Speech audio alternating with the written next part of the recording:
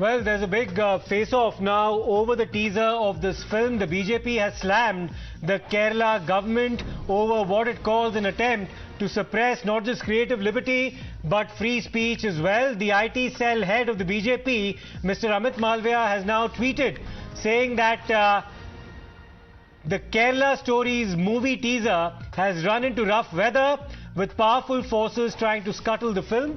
A formal complaint has been filed with the Kerala police to check the veracity of the claims made in the trailer. Who are these people who don't want the truth to come out? That's the question that Mr. Amit Malviya is asking about those who seek to prevent the release of the film, including, of course, a directive that's gone from the top echelons of the Kerala police to, in fact, prevent this movie from being released, taking umbrage at some of the issues that have been raised in that particular teaser. The BJP has jumped into the debate and has criticized the Kerala government for seeking to suppress free speech and also suppressing creative liberty. The debate is, of course, over the veracity of the claim being made in that particular teaser that we just heard, where the woman let me in fact go across to the BJP. Amit Malviya joins us on the phone line for his reaction. Mr. Malviya, why have you hit out at that directive coming from the Kerala police?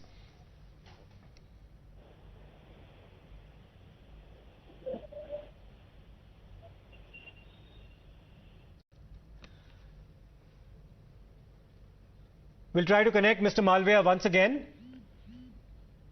We're trying to get through to him, but Amit Malviya, Mr. Malviya joins us now on the broadcast. Mr. Malviya, you've put out that tweet calling out what you say is the duplicity and the hypocrisy on the part of the ruling dispensation in Kerala as well as others who seek to suppress creative liberty. Tell us more about what prompted you to write that tweet.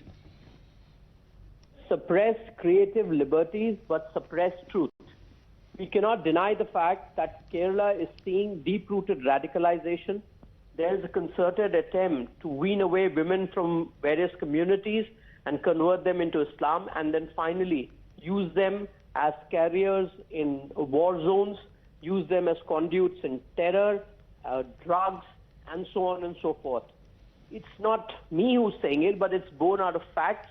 Over a decade ago, the Umman Chandi government placed a report on the floor of the Kerala Assembly which said that at that time over 8,000 women from various communities were converted into Islam, and most of them found their way into terror-related activities. And the whole idea of love jihad initially originated from Kerala when the Catholic Church protested that Christian women were being converted by Muslim men and were used for such activities like terror, like playing go-between modules, and so on and so forth. Several of them crossed over and joined the ISIS ranks. It's a well-known fact. And therefore, if somebody is trying to scuttle the release of the movie on one pretext or the other, they clearly do not want the truth to come out, an inconvenient truth at that. Right, thank you for your perspective there, Mr. Malviya. Let me take this across to our guest, Mr. Rahul Ishwar, who joins us on the broadcast, as well as Mr. Vivek Srivastav. Mr. Vivek Srivastav, coming to you first. Do you support the banning of this film, sir?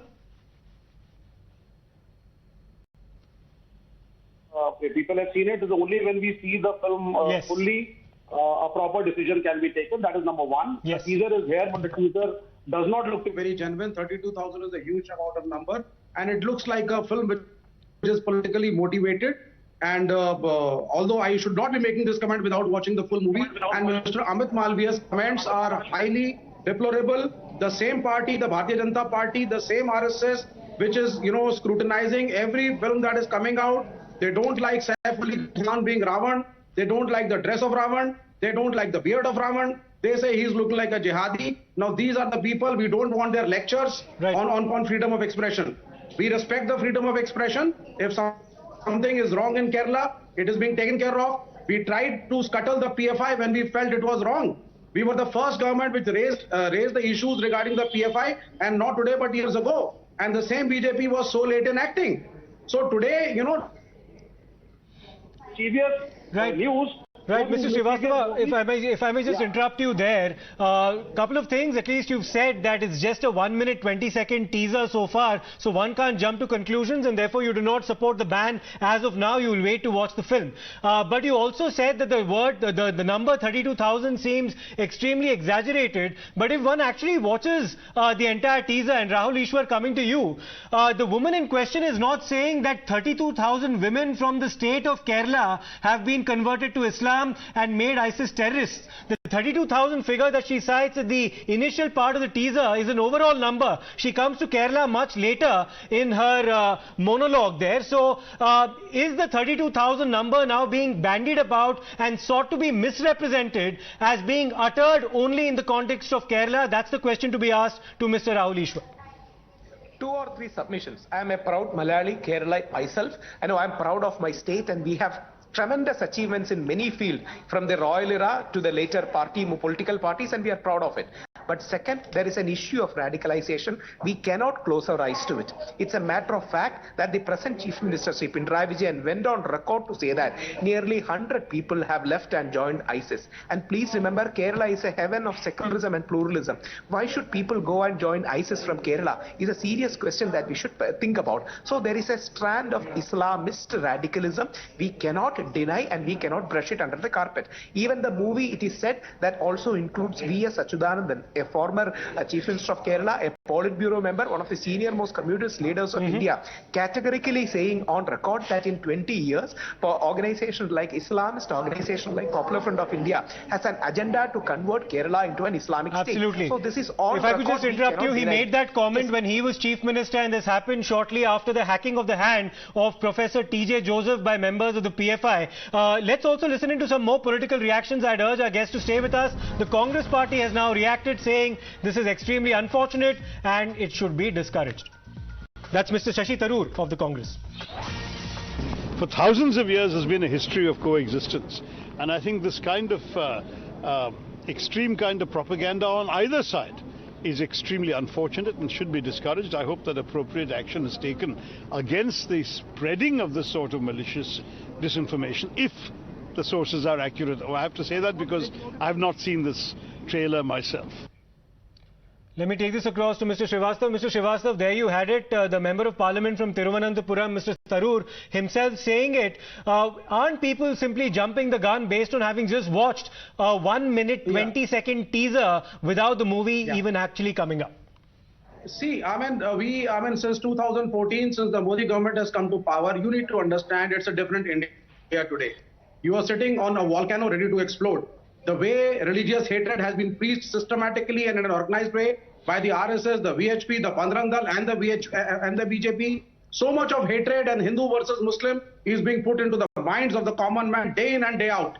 It is through the media, it is through the newspapers, it is through political rallies, it is through Dharam Sansad at Haridwar, it is through Naras at the Jantar Mantar. So this is a very politically sensitive issue today. 30 years ago, a movie like this would have, the teaser, nobody would have even bothered to see it.